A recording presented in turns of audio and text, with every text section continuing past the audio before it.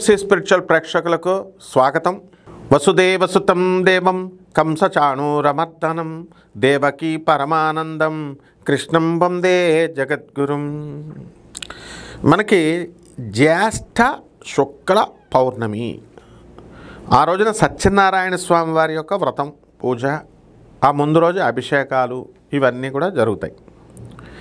ముఖ్యంగా మనకి ఈ జ్యేష్ఠ మాసంలో మనము జ్యేష్ఠ పౌర్ణమికి చాలా పేరుంది. ఈ జ్యేష్ఠుడు అంటే పెద్దవాడు అని అర్థం.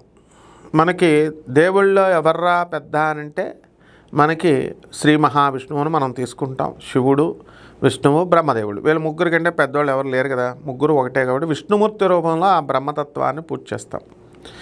ఈ రోజున ఏం చేయాలండి అని అంటే చక్కగా ఉదయమే నిద్ర లేవడం, ఈ యొక్క చతుర్దశి రోజున జ్యేష్ఠ చతుర్దశి, జ్యేష్ఠ పౌర్ణమి 2 రోజులు కూడా చేస్తున్నారనమాట.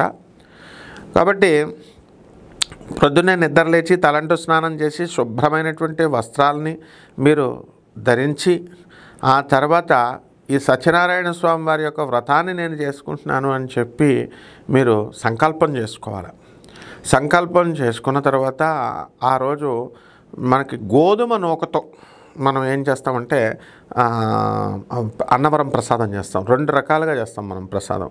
ఒకటి అన్నవరంలో మనకు వండుతారు చూడండి, యాలకులు, బెల్లము అన్నీ వేసి చక్కగా గోధుమతో తడి ప్రసాదం, పొడి ప్రసాదం. పొడి ప్రసాదం ఏమో మమ్మల్ని పొడిగా ఇంట్లో చేసుకుంటాం. అన్ని ఫ్రూట్స్, అరటిపళ్ళు, అన్ని ఫ్రూట్స్ ప్లస్ డ్రై ఫ్రూట్స్ అన్నీ వేసేసి పొడి ప్రసాదం చేస్తాం. ఈ రకంగా మనము అన్నవరం సత్యనారాయణ స్వామి వారికి ఉన్నటువంటి గొప్పతనం అది ఎందుకు చేయాలి జ్యేష్ఠమాసంలో అంటే, అసలు సత్యనారాయణ స్వామి అంటే ఎవరండి? హరిహర హిరణ్యాత్మక స్వరూపం. అంటే శ్రీ మహావిష్ణువు, తర్వాత ఈ యొక్క శివుడు, బ్రహ్మ ముగ్గురు కలిసినటువంటి ఏకత్రయ రూపం. మరి గురు రూపములో మనకి దత్తాత్రేయ స్వామి వారు వచ్చారు, బాగుంది. అయితే దేవుడి రూపంలో హరిహర హిరణ్యాత్మక స్వరూపంలో అన్నవరం సత్యదేవుడి రూపంలో వచ్చారు. అందువలన అన్నవరం క్షేత్రంలో సత్యనారాయణ స్వామి వారి యొక్క వెలిశారు. ఓం శాంతాకారం భుజగశయనం పద్మనాభం సురేశం విశ్వాకారం గగనసదృశం మేఘవర్ణం శుభాంగం లక్ష్మీకాంతం కమలనయనం యోగి హృదయానగమ్యం వందే విష్ణుం భవభయహరం సర్వలోకైకనాథం. ఇది మన యొక్క శ్రీమన్నారాయణమూర్తి యొక్క అవతారం. కలియుగంలో అనేకమైనటువంటి కష్టాలు పడుతున్నటువంటి వాళ్ళంతా కూడా వీళ్ళు కలియుగ ప్రభావం వలన వీళ్ళ నుంచి ఎలా రక్షించాలి కష్టాల నుంచి అని చెప్పి నారద మహర్షుడు వెళ్ళి వైకుంఠంలో ఉన్నటువంటి శ్రీ మహావిష్ణువుని అడుగుతాడు. అప్పుడు ఆయన ఏం చేస్తాడంటే, నాయన నేను వస్తాను కలియుగంలో ఇప్పుడు మనకి కలియుగ దేవుడు వెంకటేశ్వరుడు కదండి, అలాగే ఈ కలియుగంలో ఉన్నటువంటి కష్టాలన్నింటినీ పోగొట్టడానికి వీర వెంకట సత్యనారాయణ స్వామిగా నేను అవతరిస్తానన్నారు. ఆయన వచ్చారు. అయితే 5 కథలు ఉంటాయి ఈ సత్యనారాయణ స్వామి వ్రతంలో. ఈ 5 కథల్లో మొట్టమొదటి ఇదంతా కూడా స్కాంద పురాణంలో చెప్పబడి ఉన్నటువంటిది. ఈ రేవాతీరకండే మొత్తం 5 అధ్యాయాలు ఉంటాయి. ఇందులో సత్యనారాయణ స్వామి వారు మొట్టమొదటి అధ్యాయంలో నారద మహర్షుల వారు మానవుడు ఎలా ఉద్ధరించబడాలి, అసలు అప్పుల బాధతో చాలా వేద పండితులు కూడా మరి చదువుకొని చాలా దరిద్రాలు అనుభవిస్తున్నటువంటి వాళ్ళు ఉన్నారు స్వామి అంటే, అప్పుడు ఈ సత్యనారాయణ స్వామి వారి యొక్క వ్రతాన్ని కనుక చేసుకున్నట్లయితే వాళ్ళకి పెళ్ళిళ్ళు కానటువంటి వాళ్ళకి పెళ్ళిళ్ళు, స్థలాలు లేనటువంటి వాళ్ళకి స్థలాలు, ఇలా అన్ని రకాల సమస్యలు, సంతానం లేనటువంటి వాళ్ళకి సంతాన సమస్యలు కూడా పోగొడతారని చెప్పారు. ఇది మొదటి అధ్యాయంలో ఉంటుంది. ఇకపోతే 2వ అధ్యాయంలో మనకేమంటే ఒక కట్టెలు అమ్ముకునేటటువంటి వాడు ఉంటాడు. అతను ఏం చేస్తాడంటే, ఒక బ్రాహ్మడు వాళ్ళకి పిల్లలు కలగడం లేదని చెప్పేసి సత్యనారాయణ స్వామి వారి యొక్క వ్రతాన్ని వాళ్ళ ఇంట్లో చేసుకుంటాడు. చేసుకున్న తర్వాత అతను ఎలా అంటే, ఆ బ్రాహ్మడు ఎలా చేసుకోవాల్సి వచ్చింది అంటే, అతను ఒక వేద పండితుడు, చాలా గర్భదరిద్రుడు అనమాట. అతని మీదకి పాపం సత్యనారాయణ స్వామి వారికి జాలి కలిగింది. అన్ని వేదాలు చదువుకొని ఏమిటి వీడు ఇంత పాపం దరిద్రాన్ని అనుభవిస్తున్నాడు అని చెప్పేసి మరొక వృద్ధుడి రూపంలో శ్రీ మహావిష్ణువు సత్యనారాయణ స్వామి వారు వచ్చి ఆయనకి చెబుతారనమాట. ఏమని చెప్తారు కళ్ళలో, మీరు సత్యనారాయణ స్వామి వ్రతం కనుక చేసుకున్నట్లయితే మీ కష్టాలన్నీ కూడా తొలగిపోతాయి అని అంటే, అప్పుడు ఇతను ఏం చేస్తాడు, అన్నీ గోధుమ నూక, కిలోం పావు ఇవన్నీ కూడా తెచ్చుకుంటారు. ఏమేమి కావాలా, ఈ సత్యనారాయణ స్వామి వారి యొక్క వ్రతంలో మనం నవగ్రహ పూజలు చేస్తాము, ఆ తర్వాత అష్టదిక్పాలకుల పూజ చేస్తాము, పంచలోక పాలకుల పూజలు చేస్తాము. వీళ్ళందరికీ తమలపాకులు, ఎండు ఖర్జూరాలు, పసుపు కొమ్ములు, ఇలాంటి కొబ్బరి కురుడీలు ఒక 5 ఇలా మనం చేసుకొని కలశం పెట్టుకుని ఈ యొక్క రమాదేవి అనంతలక్ష్మి సహిత శ్రీ వీరవెంకట సత్యనారాయణ స్వామి వారిని అందులో ఒక ఆవాహనం చేసి మనం అష్టోత్తరాలతో మనం పూజ చేస్తాం. ఆ తర్వాత ఈ యొక్క వ్రతకథలో మనకి స్వామివారిని కీర్తిస్తూ చేసేసరికి అతనికి ఏమైందంటే సంతానం కలుగుతుంది. ఇలా పూజ చేస్తున్నటువంటి సమయంలో ఒక కట్టెలు అమ్ముకునేటటువంటి వాడు ఆ దారి గుండా వెళుతూ ఏం చేస్తాడు, అయ్యా మీరేంటి అసలు దాహం వస్తుందని చెప్పి లోపలికి వస్తాడు వాటర్ కానీ. వీళ్ళు ఏందో పూజ చేస్తున్నారు. ఏంటండి ఈ పూజ అని అడిగారు. పూజ ఏంటంటే, ఇలా నేను చాలా దరిద్ర బాధలు పడుతున్నాను, అందువల్ల నాకు డబ్బులు రావడం లేదు, అందువల్ల నేను చేస్తున్నాను. ఇలా ఒక వృద్ధ బ్రాహ్మణుడు చెప్పాడనంటే, సరే అయితే నాకు కూడా రావట్లేదు, నేను కూడా చేస్తానని చెప్పేసి ఏమైనా సరే సత్యనారాయణ స్వామి వారి యొక్క వ్రతాన్ని నేను చేస్తానని ఆ మనసులో అనుకుంటాడు. ఆ రోజున ఏమైందండి, కొంచెం ఖరీదైనటువంటి డబ్బులు ఉన్నటువంటి కాలనీలోకి వెళ్ళి ఆ కట్టెలు రోడ్డు మీద అమ్ముకుంటాడు కదా అతను. అలా వెళ్ళి అమ్ముకునేసరికి అతనికి కొంచెం డబ్బులు ఎక్కువగా వచ్చినాయి ఆ రోజు. దాంతో వ్రతానికి కావలసినటువంటి సామాగ్రి, మామిడాకులు, ఈ యొక్క పుష్పాలు, పళ్ళు అన్నీ తెచ్చుకొని 5 వ్రతాలకి 5 కథలు కొబ్బరికాయలు కొడతాం, అవన్నీ తెచ్చుకొని ఆయన ఏం చేశాడు, ఈ వ్రతాన్ని చేశాడు. వ్రతాన్ని చేసిన తర్వాత అతను ధనవంతుడయ్యాడు.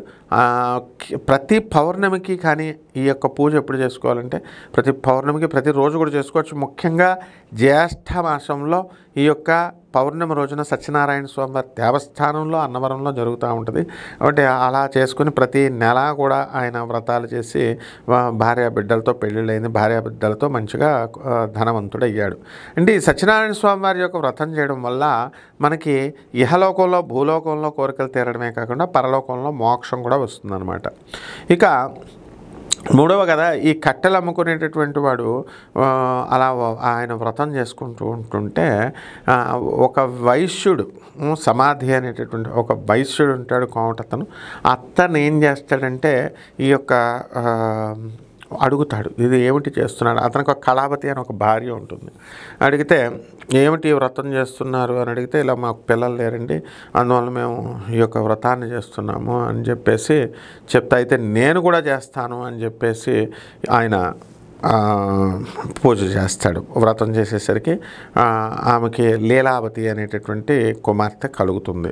అయితే కళావతి వాళ్ళ భార్య అంటుంది, ఏమండి మనం సత్యనారాయణ స్వామి వారి వ్రతం చేద్దామన్నాం కదా, మరి ఇప్పుడు చేసేద్దాం, పిల్ల పుట్టింది కదా అంటే, ఇప్పుడు కాదు ఆ అమ్మాయికి పెళ్లి చేసేటప్పుడు చేద్దామంటాడు. పెద్ద మనిషి అయింది, పెళ్ళి అయింది, పెళ్లి చేసినా సరే మర్చిపోతాడు. అప్పుడు సత్యనారాయణ స్వామి వారికి కోపం వస్తుంది. కోపం వచ్చి ఆ మామ అల్లుళ్ళు ఇద్దరు కూడా, కొత్తగా పెళ్ళి అయిపోయింది లీలావతికి, మా అల్లుడితో భర్తతో తన తండ్రి అయినటువంటి వైశ్యుడు ఇద్దరు కలిసి వెళ్తారు పొరుగురాజు రత్నసానుపురం అని. ఆ ఊరు వెళ్ళేసరికి అక్కడ రాజుగారి కోటలోకి వెళ్ళిన తర్వాత సత్రంలో పడుకుంటారు వీళ్ళు, రేపొద్దున రాజుగారి దర్శనం ఉంది కదా అని. ఈ లోపల అక్కడ సత్యనారాయణ స్వామి వారికి కోపం వచ్చింది కదా, వీడు ఎన్నిసార్లు చెప్పినా వ్రతం చేయట్లేదని. అందువలన ఆ రాజ్యంలో దొంగలు పడి ఆ కోశాగారంలో కొంత ధనం మూటను తీసుకొని వీళ్ళు పారిపోతూ ఉంటారు. పారిపోతున్నప్పుడు ఇక్కడ ఈ రాజభటులు ఏం చేస్తారు, రక్షక భటులు వచ్చారు, పోలీసు వాళ్ళు వచ్చారని చెప్పేసి ఈ దొంగలు ఏం చేశారంటే ఆ మూటను ఈ మామ అల్లుళ్ళు పడుకున్నటువంటి సత్రంలో వాళ్ళ పక్కనే పెట్టేసి వాళ్ళు పారిపోతారు. ఆ దొంగలు వీళ్ళిద్దరు దొబ్బేశారని చెప్పేసి వాళ్ళిద్దరిని పట్టుకొని వెళ్తారు. ఎవరిని, ఈ యొక్క మామ అల్లుడిని. వీళ్ళని తీసుకెళ్తే సత్యనారాయణ స్వామి వారి యొక్క మాయ వలన అక్కడ రాజుకి వీళ్ళు, బాబోయ్ మేము తీయలేదండి బాబు అని చెప్తున్నప్పటికీ కూడా వినకుండా వాళ్ళు ఏం చేశారు, వీళ్ళని జైల్లో పడేయమన్నాడు. అప్పుడు వెంటనే వీళ్ళిద్దరిని కూడా కారాగృహంలో పడేశారు.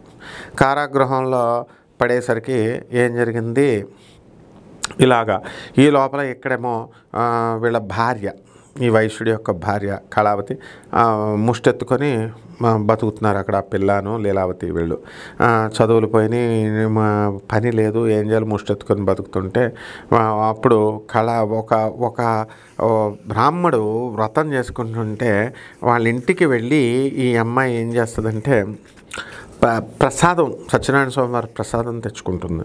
ఏంటి ఇంత లేట్ అయింది ఏమిటి అని చెప్పేసి ఆ వైశ్యుని యొక్క తల్లి అడుగుద్ది, లీలావతినే అడుగుద్ది కళావతి. అడిగితే ఇలా సత్యనారాయణ స్వామి వ్రతం చేస్తున్నారు దాన్ని తీసుకొచ్చామంటే అప్పుడు వాళ్ళకి గుర్తొస్తుంది, అయ్యో మనం కూడా సత్యనారాయణ స్వామి వారి వ్రతం చేస్తామని చెప్పాం కానీ మనం మర్చిపోయాం, అందువల్లనే మాకు కష్టాలు వచ్చినాయి అని చెప్పి వెంటనే చెంపలేసుకుని స్వామివారికి స్వామి మేము ఈ యొక్క వ్రతాన్ని చేస్తాము మేము అని అడుగుతుంది అనమాట. అడిగితే అప్పుడు అక్కడ సత్యనారాయణ స్వామివారికి జాలి కలిగి సరే అని చెప్పి పాపం ఆ రాజుగారి కల్లో కనబడి నువ్వు ఆ పట్టుకున్నటువంటి మామాలను నువ్వు కనుక వదిలేయకపోతే నిన్ను రాజ్యాన్ని నాశనం చేసేస్తానంటే వెంటనే ఆ రాజుగారు వదిలేస్తాడు. వదిలేగానే అప్పుడు ఇంకా కానుకలు ఇచ్చి చాలా గౌరవించి పంపిస్తారు. వాళ్ళు వచ్చేస్తే అసలు వీళ్ళకి బుద్ధి వచ్చిందా రాలేదా అని చెప్పేసి ఈయన పడవలో వస్తూ ఉంటే ఒక సన్యాస రూపంలో సత్యనారాయణ స్వామి వారు వచ్చి ఏమున్నాయి ఆ పడవలో అని అడుగుతారు. అడిగితే వీళ్ళు ఏం చెప్తారు, ఏవో ఆకులు అలమలు ఉన్నాయని చెప్తారు. అలాగే అవగాక అని చెప్పేసి ఆయన వెళ్ళిపోతాడు. ఆయన ఈ అప్పుడు దాకా మంచిగా బంగారాలతో రత్నాలతో వచ్చినటువంటి ఆ పడవ పైకి బుడుకుమని లేచిపోయింది, ఆకులు కాబట్టి తేలిపోయింది. ఇది చూసి తెల్లబోయాడు. ఎవరు లోపలికి అవన్నీ తీసేసరికి ఆకులు అలమలే నిజంగానే ఉన్నాయి. పెద్దవాళ్ళతో నీకేంటి పరిహాసాలని అల్లుడు తిట్టి మామగారిని ఎక్కడ పడేసుకున్నామో అక్కడే మనం ఎత్తుక్కోవాలి కాబట్టి ఎవరి దగ్గర అయితే మనం ఆ సాధువుని మనం అవమానించాం కాబట్టి ఆయన క్షమిస్తే మన డబ్బులు మనకు వస్తాయని ఇద్దరు అల్లుళ్ళు ఇద్దరు క్షమించమని ఏదో పరిహాసం అనేం తప్పు అయిపోయిందని చెప్పి అడిగితే అప్పుడు సరే అని మళ్ళీ స్వామివారు వాళ్ళ డబ్బులు వాళ్ళకి వచ్చేలా చేసేస్తారు. అప్పుడు ఈ ఓడలో ఉన్నటువంటి బంగారాలతో ఈ యొక్క రత్నాలతో వాళ్ళ గ్రామానికి వెళ్ళిపోతారు. వాళ్ళ ఊరు వెళ్ళిపోతే అక్కడ ఈ లోపల వాళ్ళు ఏం చేస్తారు, సత్యనారాయణ స్వామి వ్రతం చేస్తుంది వాళ్ళ ఆవిడను ఈ అమ్మాయి లీలావతి కళావతి. చేస్తుండగా వీళ్ళ మామాళ్ళిద్దరూ వచ్చేసారని వార్త ఊర్లో వాళ్ళు చెప్పగానే పరిగెత్తుకుని ప్రసాదం తినకుండా పరిగెత్తుకొని వచ్చేస్తారు ఇద్దరు కూడా.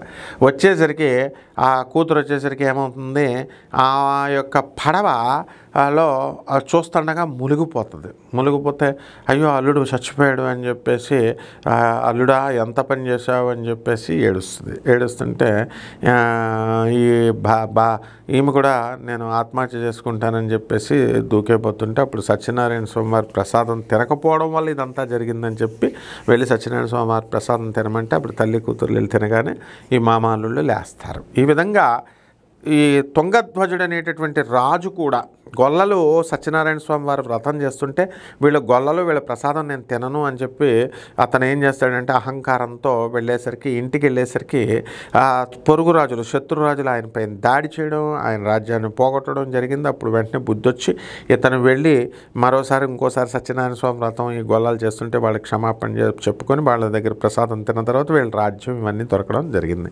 ఈ విధంగా సత్యనారాయణ స్వామి వారి వ్రత కథలు ఎన్నో ఉంటాయన్నమాట. ఈ 5 కథలలో 5 కథలు ఉంటాయి, జాగ్రత్త చేసుకోవాలా. ఆ రోజు అందరూ కూడా అష్టోత్తర శతనామ పూజ షోడశోపచార పూజ చేసుకొని సత్యనారాయణ స్వామి వ్రత కథ చేసుకొని ఉపవాసం ఉండి చేసుకుంటే బ్రహ్మాండంగా మీ కోరికలన్నీ కూడా నెరవేరుతాయి. యహలోకంలోనూ పరలోకం కూడా శుభమస్తు.